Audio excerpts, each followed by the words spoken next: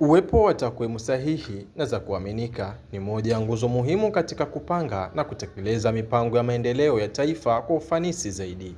Kwa kuona umuhimu huo, Ofisi ya Mtakwimu Mkuu wa Serikali ikaamua kuanzisha mfumo jumuishi wa takwimu Tanzania, mfumo ambao unakwenda kuleta mageuzi makubwa katika ukusanyaji, uchambuzi na matumizi ya takwimu nchini. Akizungumza kwa niaba ya Waziri wa Fedha na Mipango Zanzibar, Naibu Waziri wa Fedha na Mipango Dr. Hamad Omar Bakari, wakati wa uzinduzi wa mfumo huo, hafla iliyofanyika katika ukumbi wa ofisi ya Tume ya Uchaguzi ya Zanzibar. Dr. Hamadi amesema kuwa uwepo wa mfumo huo unakwenda kutoa fursa kwa watumiaji wa takwimu katika kufanya na kurahisisha kazi zao kwa usahihi zaidi. Katika zama hizi za kidijitali, ni dhahiri kwamba uwepo wa kutumia teknolojia kupitia mifumo ya kidijitali inasaidia kutoa fursa zaidi kwa watumiaji wa takwimu katika kufanya kazi zao kwa ufanisi, kwa usahihi na kwa wakati.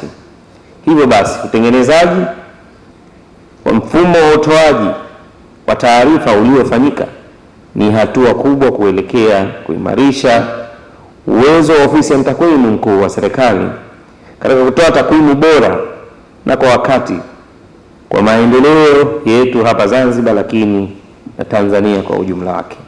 Ni matumaini yangu kuwa ujuzi, mbinu na uwezo mliojengewa kupitia utengenezaji wa mfumo huu utaendelea kuongeza ubora wa uzalishaji na uchambuzi wa takwimu nchini, na hivyo kuisaidia serikali kufanya maamuzi sahihi yenye kulinda na kuendeleza maslahi ya wananchi wake. Ndugu wageni waalikwa, nimeelezwa kuwa kwa sasa mfumo huu unatoa taarifa za viashiria mbalimbali vinavyozalishwa na Ofisi ya Mtakwimu Mkuu wa Serikali na zile zinazozalishwa na taasisi nyingine za serikali. Aidha, nimeelezwa kuwa mfumo huu unalenga kuunganisha mifumo mingine inayopatikana katika taasisi zetu za serikali. Kwa sasa mfumo huu umeunganishwa na mfumo wa ZHMIS wa Wizara ya Afya, mfumo wa EMIS wa Wizara ya Elimu na Mafunzo ya Amali, pamoja na kuwekwa kwa takwimu moja kwa moja katika Wizara ya Fedha na Mipango. Hakika leo tumekutana na tunaweka historia nyingine ambapo tutashuhudia uzinduzi rasmi wa mfumo wa takwimu ambao tutauita Tanzania Integrated Statistical Portal.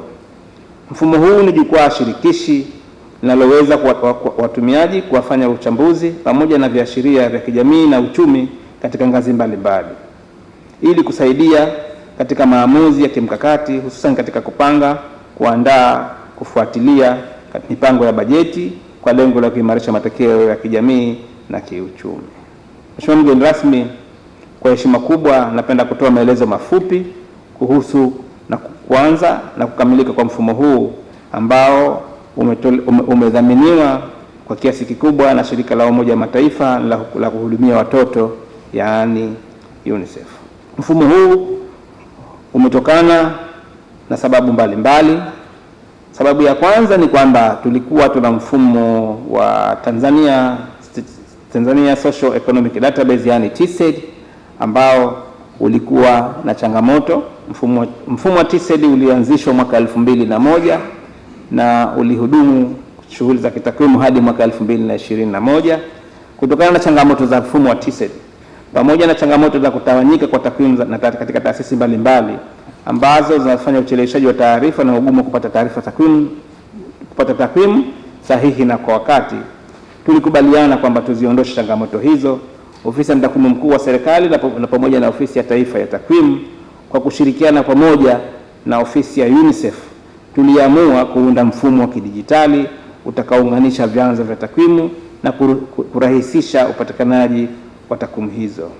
Malengo ya mfumo huu ni pamoja na kuwawezesha watumiaji kufanya uchambuzi wa viashiria vitakavyotokana na taarifa za kiutawala, mfano EMIS, ZHMS, na taarifa za sensa, mfano Tanzania Population Housing Census, na taarifa za tafiti mbalimbali HBS, TDHS pamoja na Labor Force Survey. This innovation demonstrates Tanzania's leadership and commitment to modernizing its statistical infrastructure. It aligns with global principles of official statistics, the Sustainable Development Goals aspirations to leave no one behind, the African Union's Agenda 2063, and Tanzania's Vision 2050, which calls for a digitally enabled, data-driven economy that delivers prosperity for all.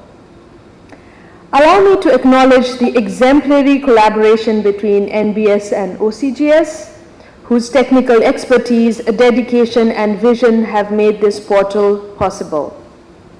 I also wish to commend all involved ministries, departments, and agencies for their commitment to ensuring that TISP came to life and that it achieves its intended goals.